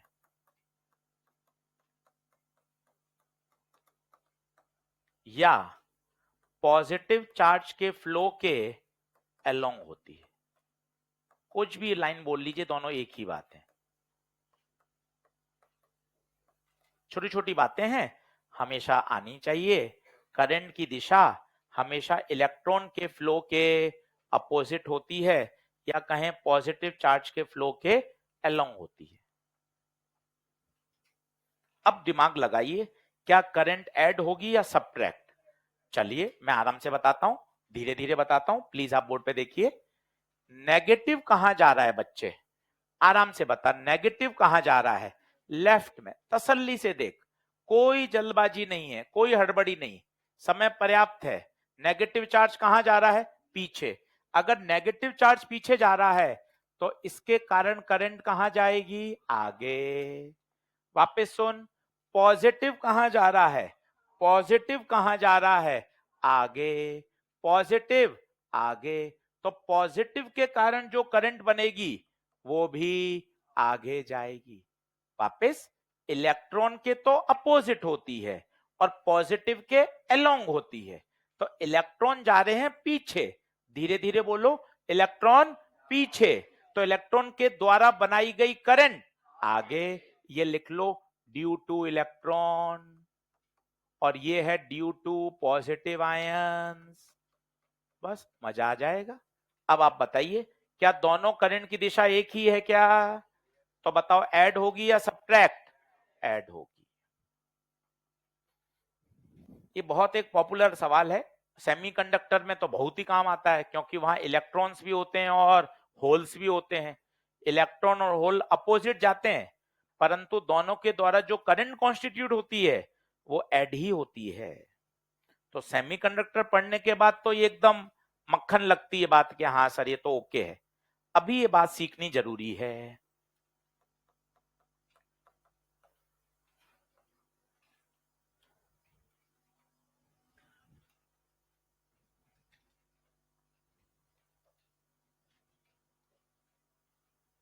बोलिए, आगे बढ़ें क्या? अब 6 के 6 कॉन्सेप्ट एक बार फटाफट सरसरी निगाहों से देखो और फिर अपन रिवाइज करते हैं, फिर धीरे धीरे क्वेश्चंस की तरफ बढ़ते हैं। 6 कॉन्सेप्ट एक साथ पढ़ लो और फिर एक बार रिवाइज करो कि हाँ सर क्या क्या प्रोफाइल मेरे दिमाग में सेट हुई।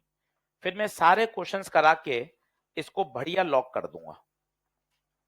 2 मिनट है आपके पास, 6 के 6 कॉन्सेप्ट आप अच्छे से एक बार देख लें।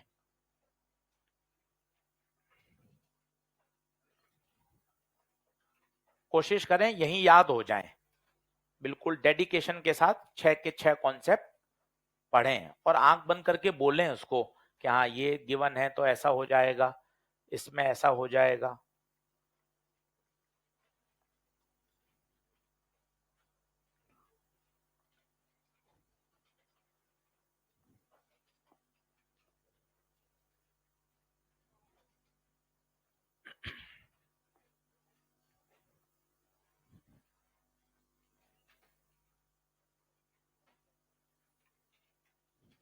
हाँ, 2 मिनट और हैं, 6 के 6 याद होने चाहिए।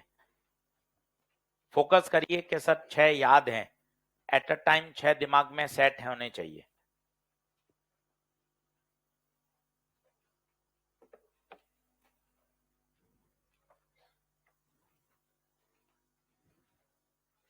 चलो आओ बोले, पहला पहला Q दे रखा होगा, Q का डिफरेंशिएशन। दूसरा I का इंटीग्रेशन। अगर एरिया दे रखा होगा तो कर्व दे रखा है तो क्या निकालेंगे? एरिया। एरिया क्या देगा? चार्ज। चौथा, बोर मॉडल, इलेक्ट्रॉन चक्कर लगा रहे तो करंट निकाल सकते हैं। पांचवा, मोल कॉन्सेप्ट, फिजिकल केमिस्ट्री वाला है जो हमें ध्यान रखना है। छठा, डिस्चार्ज ट्यूब में अगर आयन विपरीत दिशा में जाते हैं पर उनके द्वारा बनाई गई जो करंट है वो हमेशा सेम डायरेक्शन में जाएगी, वो ऐड होगी या सब्ट्रैक्ट? ऐड। क्लियर है सारी बातें? चलिए अब धीरे धीरे क्वेश्चंस करते हैं। इन सभी कॉन्सेप्ट पे एक एक सवाल कर लो तो आपको 6 के 6 कॉन्सेप्ट याद हो जाएंगे। सवाल लिखते चलो, पूरा सवाल लिखो, पूरा सवाल नोट्स में चाहिए। सॉल्व करना ही है, घर पे है ना 300 सवाल करने भाई, ईएलपी मॉड्यूल सॉल्व एग्जांपल खूब है। क्वेश्चन जूम नहीं होगा भाई फिर पूरा एक साथ, मैं बोल देता हूं, हाँ बोल देता हूं। लिखिए, चलिए पहला सवाल, जिनको नहीं दिख रहा उनके लिए बोल देता हूं। The number of electrons, the number of electrons flowing per second,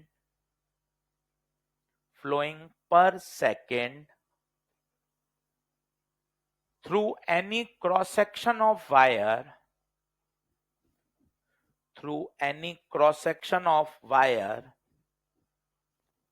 if it carries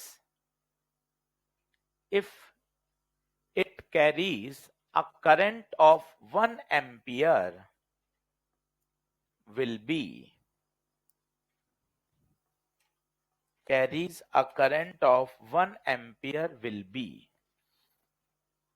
एक सभी से रिक्वेस्ट और, हर सवाल को अटेम्प्ट करो, मेन कॉपी में, पेंसिल से मत करो, रफ में मत करो, मेन कॉपी में करो। काटा कूटी होगी कोई टेंशन नहीं भाई, नोट्स की सुंदरता नहीं चाहिए मुझे तो हर सवाल ईमानदारी से अटेम्प्ट होगा। 50 सवाल काटोगे यार, और तो क्या होगा, पर पेन चलाओ, बैठो मत, फोकस करो पढ़ाई पर, कमेंट बाजी पे फोकस मत करो। सब खूब समय है भैया कॉलेज में, पढ़ाई के साथ सब मजे हैं। जो पढ़ाई का समय है वो पढ़ाई का ही समय रहेगा, ये बात ध्यान रखिए।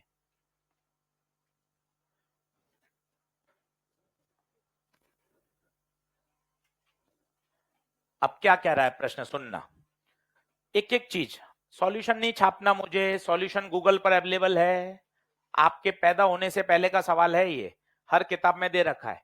अपन को सॉल्यूशन नहीं छापना है, अपन को अप्रोच सीखनी है, अप्रोच। नंबर ऑफ इलेक्ट्रॉन्स पर सेकेंड मतलब नंबर ऑफ इलेक्ट्रॉन्स पर सेकेंड पूछा है, पहली बात।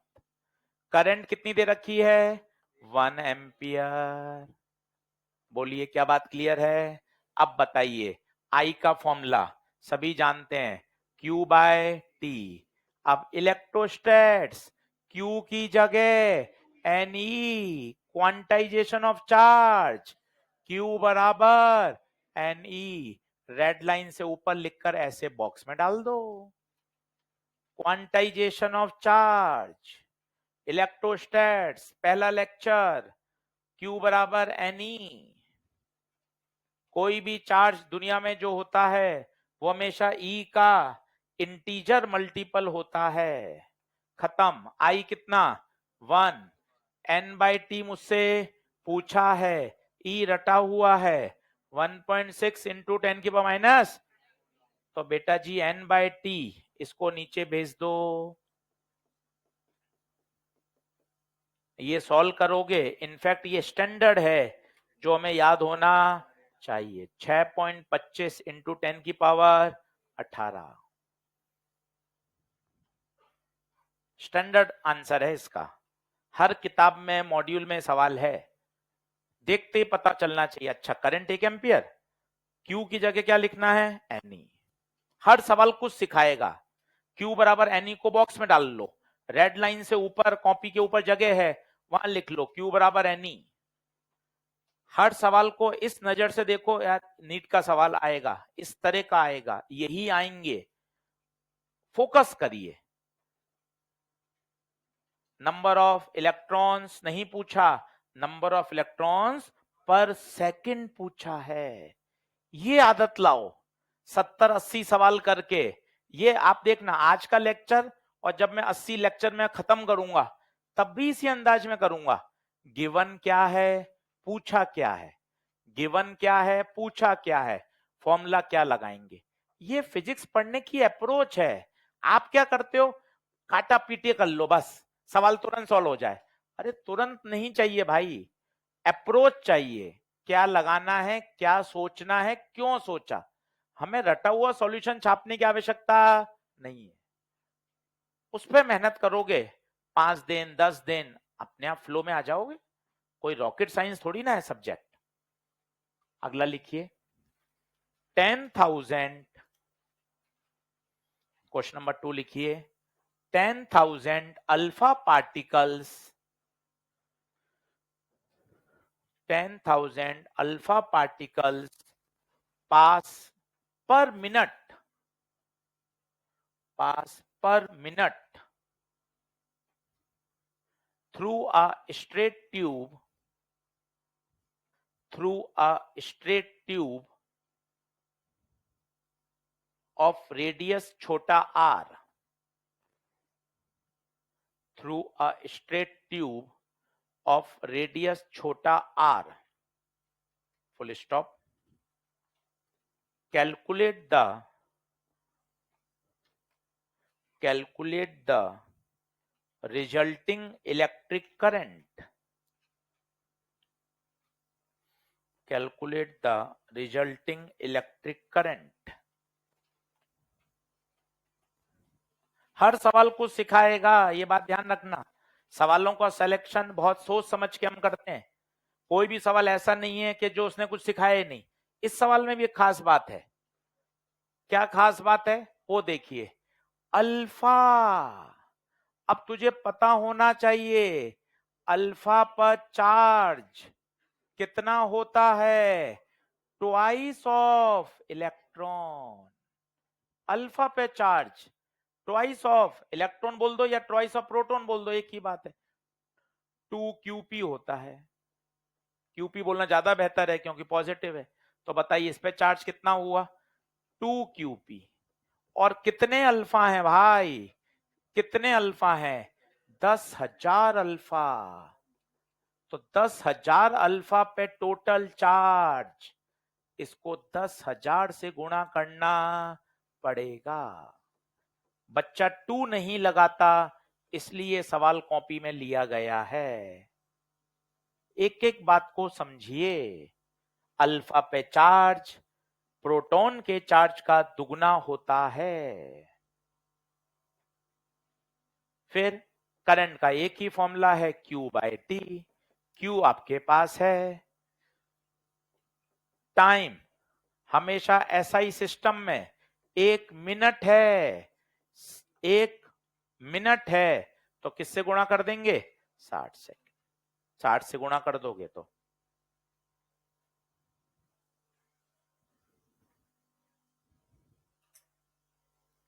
छोटी छोटी बातें हैं। सवाल तो यार ऑब्जेक्टिव परीक्षा कर रहे हो, 1 मिनट के अंदर सॉल्व होगा। कोई एक पेज का हल थोड़ी ना आएगा, आप ये भी तो समझिए। बस वो चाहता है आपकी एक्यूरेसी जांचना। अच्छा अल्फा, अल्फा आते तेरे चमकना चाहिए, चार्ज डबल होता है। 10,000 अल्फा है, 10,000 से गुणा कर। 1 मिनट है, सेकंड में कन्वर्ट कर। इतनी अप्रोच लगानी है। कंफर्ट रहो, क्या रे सर सब कर सकता हूं मैं, डरो मत। डरोगे तो नहीं कर पाओगे। डरना काहे का है, सीखो ना।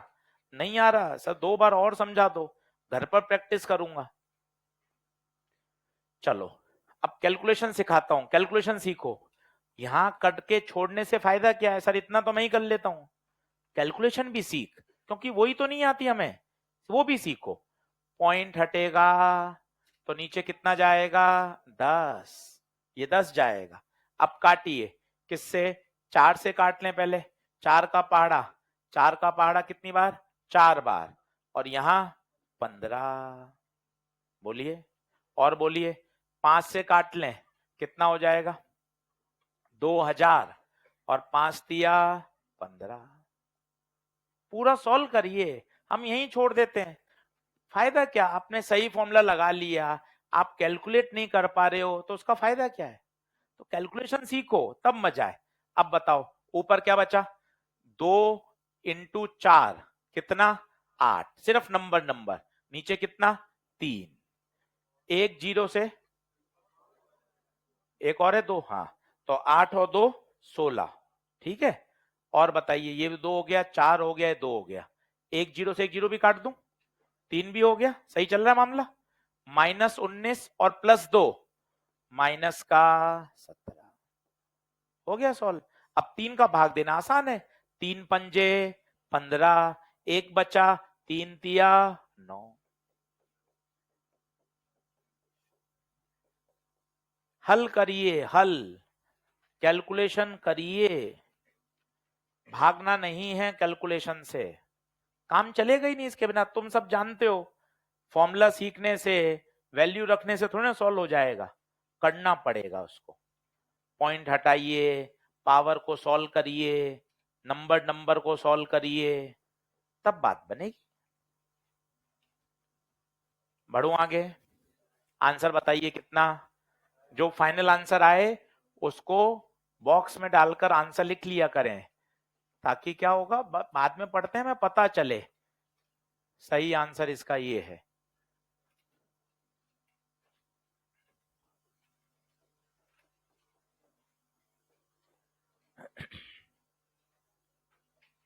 चलिए साहब, तीसरा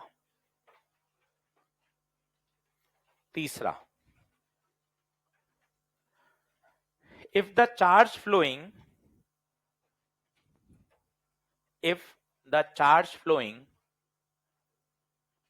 through a conductor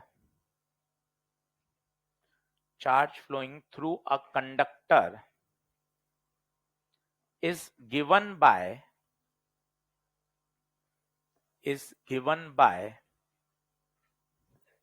बोर्ड से फंक्शन लिखिए, जिनको नहीं दिख रहा मैं लिख रहा हूं, Q बराबर 1.5 T square plus T. Q का फंक्शन लिखिए बच्चों, 1.5 T square plus T. Then calculate the current at छोटा t बराबर 2 सेकेंड।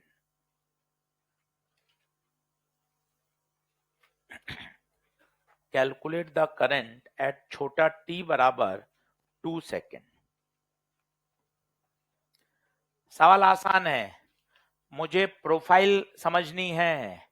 क्या Q का फंक्शन है?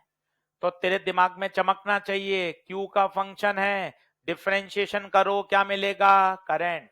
नॉलेज क्लाउड, पहला कॉन्सेप्ट याद करिए।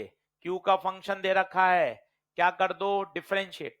काम टेढ़े मेढ़ा मत करो, पहले I का फॉर्मूला लिखो, dq बाय dt, फिर Q का फंक्शन रखो 1.5 टी स्क्वायर प्लस टी। काम बढ़िया करो।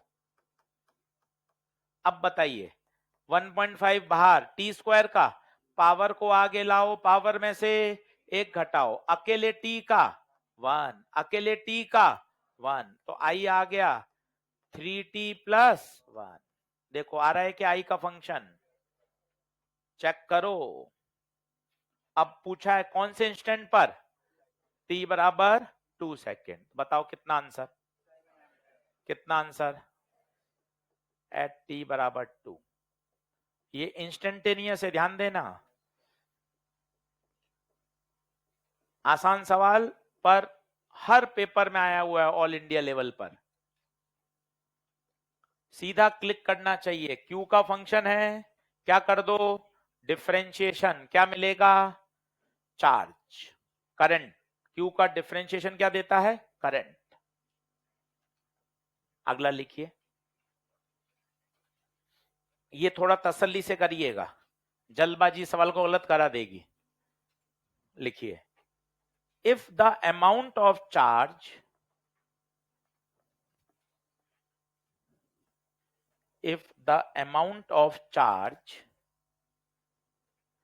passed in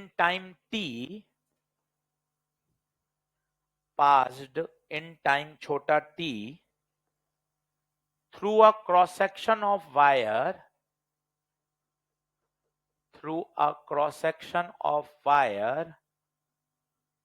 is given as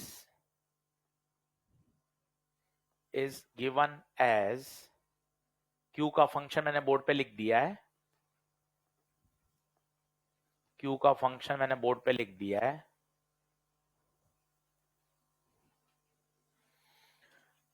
Then find the average current, underline करो, average current in the interval t बराबर 0 to t बराबर 2 second. in the interval t बराबर 0 to TO2 t बराबर 2 second.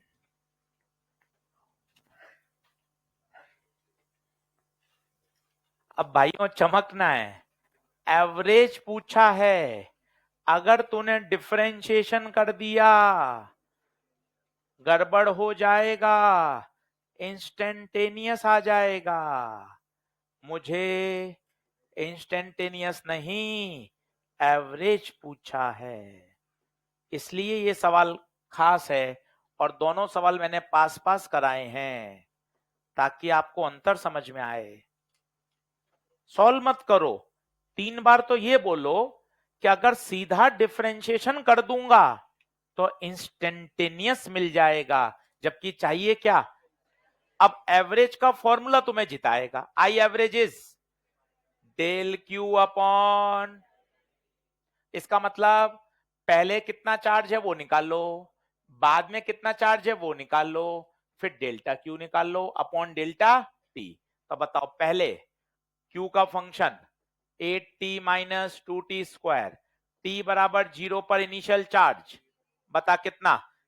T की जगह 0 रख दे, टी की जगह 0 रख दे, इनिशियल चार्ज बोलो 0, टी बराबर 2 पे चार्ज बताओ, 8 into two minus 2 into two का स्क्वायर कितना आएगा? 16, 16 माइनस 8, 8 क्यू फाइनल 8 कूलम। तसल्ली से देखिए, सवाल को स्टार लगाइए, काम का सवाल है। मोस्टली जनता 90% हमने इसका चेक किया है, जब आंसर की में जब हमें सवाल देते हैं मेजर में माइनर में, 90% बच्चा D Q by D T कर देता है। D Q by D T नहीं करना है, यहां एवरेज पूछा है, इंस्टेंटेनियस नहीं पूछा। क्या आंसर आएगा बताइए? Del Q 8 minus 0 time interval 2 minus 0, answer बताइए 4। 1 मिनट का ब्रेक देता हूं, सवाल को अच्छे से देखिए, दिमाग में बैठाइए कि सर 2 बातों में अंतर होता है गुप्ता सर, एक इंस्टेंटेनियस होती है और एक एवरेज होती है। इंस्टेंटेनियस होता है D Q by D T, ये एवरेज है बच्चे del Q by del T. कि सर ये डेल क्यू क्या है? डेल क्यू है total charge flown in the given time interval. पहले चार्ज कितना था? 0, बाद में कितना? तो कितना फ्लो कर गया? 8 कूलम। पहले 2 होता, बाद में 8 होता, तो बोलते 6 कूलम फ्लो किया। यस और नो? अंतर है, स्टार लगा के रिवीजन करने लायक सवाल। अगले सवाल की तरफ बढ़ेंगे, पांचवा।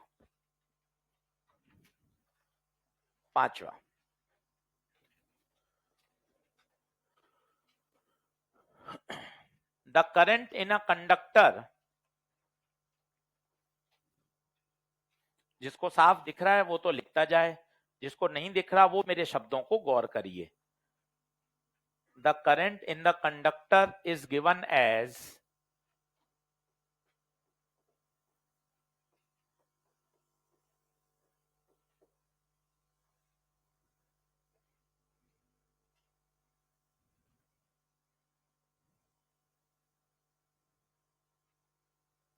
करंट का फंक्शन मैंने बोर्ड पे लिख दिया है। Calculate the charge flowing,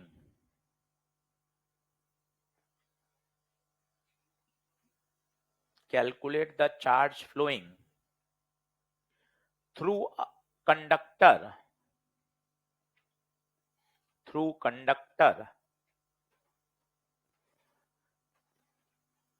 during t बराबर 2 सेकेंड, छोटा t बनाइए, t बराबर 2 सेकेंड टू TO2, t बराबर 3 सेकेंड।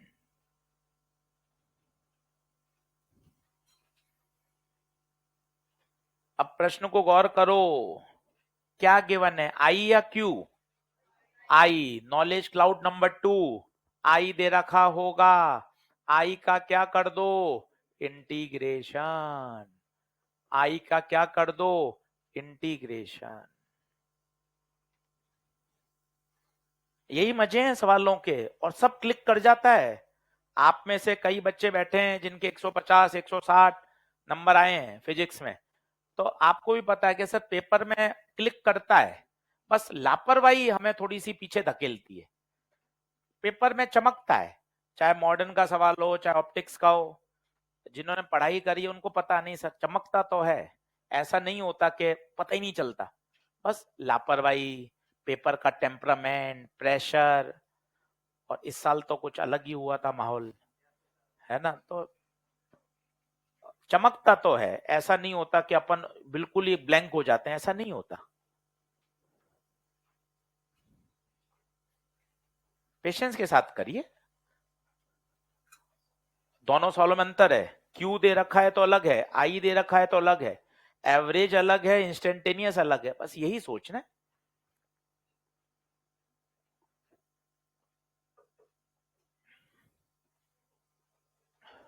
हाँ जी, करूं क्या मैं? क्या आंसर? चलो आइए, 2t plus 3t square dt, time interval 2 से 3। सभी भाइयों को इंटीग्रेशन देख लो ध्यान से, मैथ से भागना नहीं है, करेंगे तो सॉल्व होगी। डेल क्यू, अब देख आराम से, 2 बाहर, 2 बाहर, t की पावर 1 का t स्क्वायर बाय 2, इंटीग्रेशन है, डिफरेंशिएशन नहीं है। लिमिट 3 2, 3 बाहर, t स्क्वायर का t क्यूब बाय 3, देख लो, 2 से 2, 2 से 2, 3 से 3। इंटीग्रेशन करने के बाद स्टेप आता है लिमिट रखने का। लिमिट कैसे रखते हैं? Upper limit minus lower limit, upper 3 minus lower, upper minus lower, फिर अपर 3 माइनस लोअर, करना पड़ेगा, कोई जुगाड़ नहीं है। कैलकुलेशन फास्ट है, 5 सेकंड बच सकते हैं, करना तो पूरा ही पड़ता है। बताइए, 3 का स्क्वायर 9, 9 में से 4 गया 5, 3 का स्क्वायर 9, 9 में से 27, 27 में से 8 गया 19, 19 और 5 24 कूलम। एनालाइज करो, तेज मत दौड़ो, सवाल करने के बाद घर पर भी 10 सेकंड का पॉज लो। इस सवाल ने हमें क्या सिखाया? आई का फंक्शन दे रखा है, आई का इंटीग्रेशन करने पर क्या मिलता है? चार्ज। आई का इंटीग्रेशन करने पर क्या मिलता है? Charge.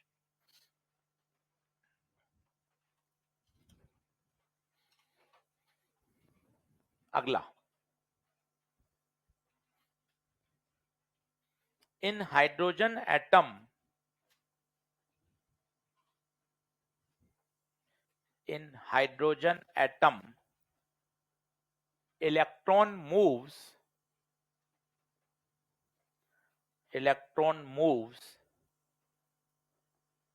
in an orbit of radius, in an orbit of radius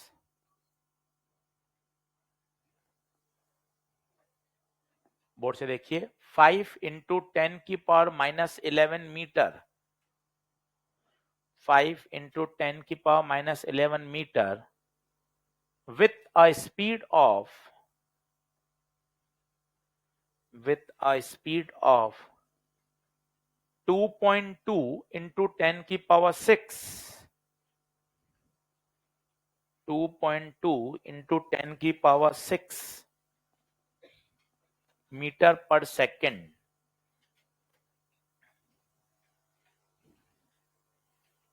Then calculate the equivalent current.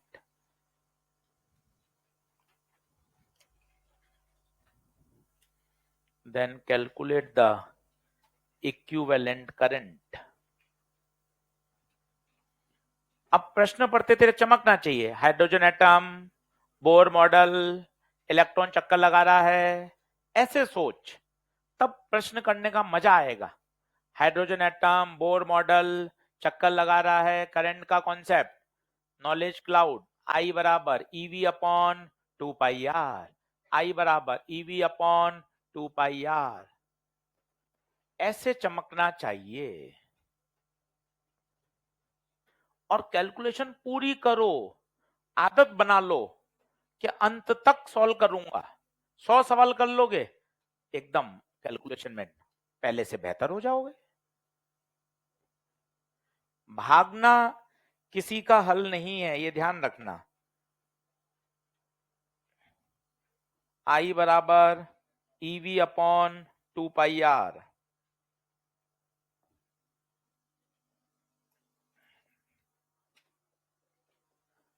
EV upon 2πr। E 1.6, velocity 2.2 into 10 की पावर 6, 2 पाई। अब पाई होशियारी से 22/7 रख, ऊपर 22 दिख रहा है, ये होशियारी सवाल करके आएगी। 3.14 रख देगा, उलझ जाएगा। ऊपर 22 दिख रहा है, 22/7 रखो। आर 5 इंटू 10 की पावर -11। सीखो इस बात को कि यार भाई ऊपर 2.2 दिया ही क्यों है, ताकि वो 22 से कट जाए, 22 से कट जाए। अब कैलकुलेशन भी सीखो, कैलकुलेशन भी सीखेंगे सभी लोग। बोर्ड पे देखो, 2-3 बार सीखोगे, आइडिया लग जाएगा। देख लो तरीके से, पॉइंट हटाया 10, पॉइंट हटाया 10, देखते जाना अच्छे से। ये पॉइंट हटा दिए, ठीक है क्या? ये 22 से 22 कट गया। और बताओ, ये 5 और 2 10, 10 और 10 100, 100 और 10 1000, 1000 और ये -11 है, तो क्या माइनस का 8 बोल दूं? देख लो, वापस बता दो सर। 5 दूना 10, 10 और 10 100, 100 10 1000, -11 में से +3 -8, 7 घूम के कहा ऊपर, 16 ये बचा, 7 ये बचा, -19 और +6 माइनस का 13। देखते जाओ। अब पूरा हल मत करो, तुम्हें लग रहा है सारे ऑप्शन अलग अलग हैं। 16 सत्ते 112, ये भी क्यों हल करना जब तूने ऑप्शन नजर मान ली। सारे गणित के अंक अलग अलग हैं। हाँ, अगर ऐसा होता तो मैं कुछ नहीं कर सकता था। 11.2, 1.12, 0.112, तब मैं पूरा हल करता। पर ऐसा 10-15 सवाल में भी आपने फायदा उठा लिया, तो समय बच गया ना भाई। एक नजर मान ली ऑप्शन पे, सारे गणित के अंक अलग अलग हैं। 10 की पावर में क्यों समय खराब करना। गणित के अंक 16 सत्ते 112, नहीं आता यहां कर लिया, शर्म क्या है। 7 का पाड़ा 42, 4 7 एकम 7 और 4 11, शर्म थोड़ी ना है। पहाड़े नहीं आते, नहीं आते, कोने में कर लिया मल्टीप्लाई। 112 में एक ही ऑप्शन है, बोलो हाँ है क्या? तो आंसर आएगा। पूरा हल कर लोगे तो पूरा वैल्यू आ जाएगी। पर मैं आपको अप्रोच बताना चाहता हूं। 45 के 45 सवाल में नहीं लगेगा, मैं मानता हूं, पर तुमने इसका फायदा 8 सवाल 10 सवाल में भी ले लिया। तुम्हारी 10 की पावर में समय खर्च होगा ना। खट खट तुमने गणित के अंक देखे, निपटा दिए। सही है क्या? लास्ट लिखिए आज का, लास्ट क्वेश्चन लिखिए। इन अ नियॉन डिस्चार्ज ट्यूब, ये तो दिख रहा होगा लास्ट तक, देखो विजिबल है क्या? ठीक है, चलो लिख लो फटाफट।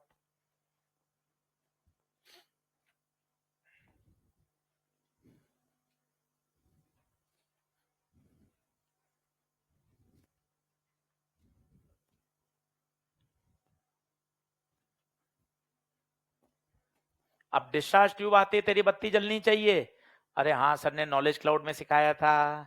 डिस्चार्ज ट्यूब में 2 आयंस होते हैं, दोनों आयन विपरीत दिशा में जाते हैं, परंतु करंट ऐड होगी या सब्ट्रैक्ट? ऐड होगी। ऐसे आना, क्लिक करना चाहिए। एक राइट जा रहा है, एक लेफ्ट जा रहा है। फेमस सवाल है, 3 बार रिपीटेड सवाल है ऑल इंडिया लेवल पर।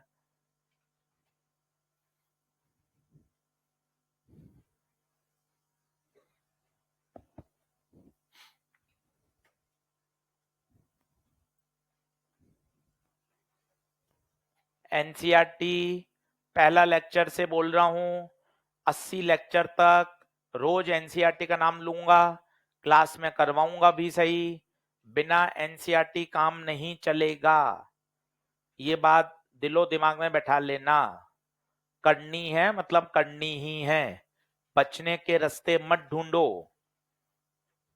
और नई एनसीईआरटी खरीदो, पैसा खर्च करो और किताब खरीदो नई, और उस पे जैसे से होमवर्क मिलता जाए उसके क्वेश्चंस करते जाओ। करो, थोड़ा सिस्टम बनाओ कि नहीं यार पढ़ाई कर रहे हैं, चीजें सॉल्व कर रहे हैं, मोमेंटम बनाओ पढ़ने का।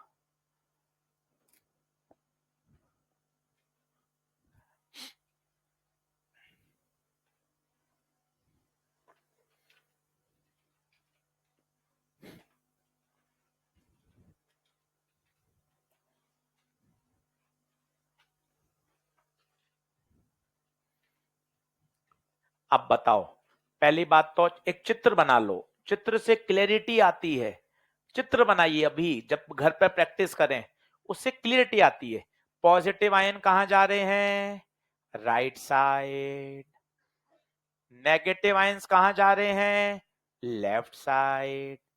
पर दोनों की करंट कहां जाएगी? राइट ही जाएगी। आई टोटल राइट। तो देख, लेफ्ट वाला answer cancel, zero answer cancel, दो में तुक्का बचेगा। ऐसे एक एक स्टेप फिजिक्स में बढ़ाना पड़ता है, तब फिजिक्स बढ़िया होती है। सिर्फ क्लास में बैठ के नोट्स नहीं बनाने हैं, दिमाग को दौड़ाइए। चित्र बनाया, दोनों विपरीत दिशा में जा रहे हैं, पॉजिटिव आगे जा रहा है तो करंट आगे ही जाएगी, नेगेटिव पीछे जा रहा है तो करंट आगे जाएगी, तो नेट करंट तो राइट में आएगी। लेफ्ट और जीरो गलत हो गए।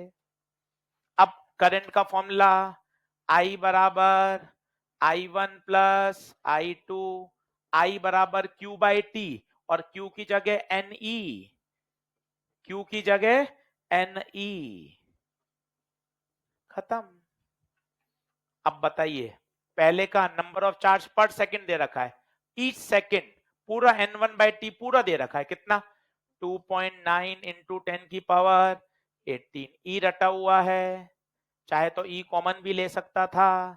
पूरा N2 बाई टी दे रखा है बच्चे, नंबर ऑफ चार्ज पर सेकंड 1.2 इंटू 10 की पावर 18। 1.6 कॉमन भी ले सकते थे।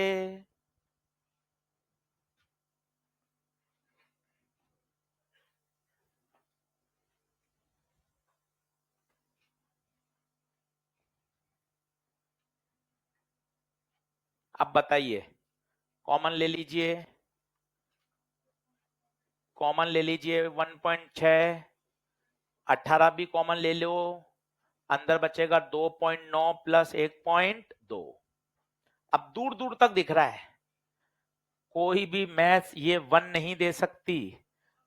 पूरा क्यों सॉल्व कर रहा है भाई? पूरा क्यों सॉल्व कर रहा है? इसको मान 3, मान तो सही, मेहनत तो कर, कर थोड़ा सा। 3, इसको मान 1, थोड़ा इसमें बढ़ा दिए, थोड़ा इसमें कम कर दे, 3 और 1 4, 16 चौके 64, 64 के आसपास आएगा। तो उसको पूरा घिसने में क्यों लगा हुआ है? तुझे अपने कॉन्सेप्ट पे भरोसा है तो आगे बढ़ना। 3 थोड़ा सा बढ़ा दिया, थोड़ा सा कम कर दिया, 3 और 1 4, 16 चौके 64, 64 के आसपास एक ही है। और देख राइट तुझे और कॉन्फिडेंस भी दे रहा है, हाँ यार राइट होना चाहिए, 0.66। ऐसे 200-300 सवाल में दिमाग लगाओगे ना, दिमाग चलने लग जाएगा। दिमाग की प्रैक्टिस करनी पड़ती है। जिम जाते हैं, मसल्स पे काम करते हैं तो शेप आता है मसल्स में। दिमाग भी जब जोर डालेंगे ना तो दिमाग की कोशिकाएं काम करती हैं। तो थोड़ा सा बादाम खाएं, मौसमी का जूस पीजिए, तब दिमाग काम करेगा। इसको बहुत मत बनाइए, थोड़ा इस पर मेहनत करिए, क्वेश्चन लगाओगे दिमाग काम करेगा। भोंदू बन के जीवन नहीं जीना है, काम करना अच्छे से, घास नहीं काटना है। चलिए, अब एक मोल कॉन्सेप्ट पे सवाल बचा हुआ है जो कल करेंगे और कल लेक्चर को आगे बढ़ाएंगे, सही है? तो आज अपन ने नॉलेज क्लाउड के कितने कॉन्सेप्ट सीख लिए? 6। इन 6 को ईमानदारी से रिवाइज करो, सब पे सवाल करा दिया, एक ये बचा है सवाल जो अपन कल पढ़ेंगे। चलिए, सभी का बहुत बहुत धन्यवाद। धन्यवाद, थैंक यू भाई।